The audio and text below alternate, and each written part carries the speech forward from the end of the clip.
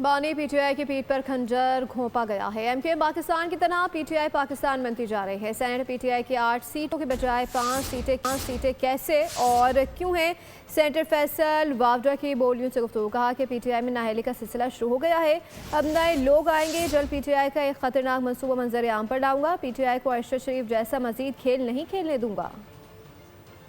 पीठ पे खज्जर घोंपा है पीटीआई के नजरियाती लोगों के नाम पे जो नजरियात से चला रहे थे पीटीआई को, उन्होंने पार्टी की पीठ पे भी खज्जर घोंपा, जमहूरियत की भी, मुल्क की भी, इदारों की भी और पार्टी की भी। ये एमके पाकिस्तान की तरह एमके पीटीआई पाकिस्तान बनने जा रही है, अपने आखिरी मराइल पर है और उसका स्टार्ट बिगिनिंग हो चुकी है। नाअहलियों का सिलसिला शुरू होता चला जाएगा और ये अचानक से नारों के खिलाफ जो बलवला अटैक शुरू हुआ, उसकी वजूहत क्या है, क्या मनसूबा बंदी ये कर रहे हैं खतरनाक किस्म की, जो कि अरशद शरीफ के साथ एकदम हो चुकी, जो मैं होने नहीं दूंगा, मैं मुल्क से बाहर हूँ, आपके साथ कौम के आगे वो सारे हकाइक भी सामने रख दूंगा। तो अब तो ये टुवर्ड्स द एंड है, ये पीटीआई पाकिस्तान की तैयारी हो गई, नए लोग इलेक्ट हो जाएंगे और गंडापुर साहब बेइख्तियारी इक़्तिदार के मरहले में दाखिल हो चुके हैं, लेकिन अपनी खिदमत की बदौलत अपने बचने के रास्ते भी बना रहे हैं और मजीद खिदमत भी पेश कर रहे हैं। सब्सक्राइब करें और बेल दबाएं ताकि कोई खबर रह न जाए।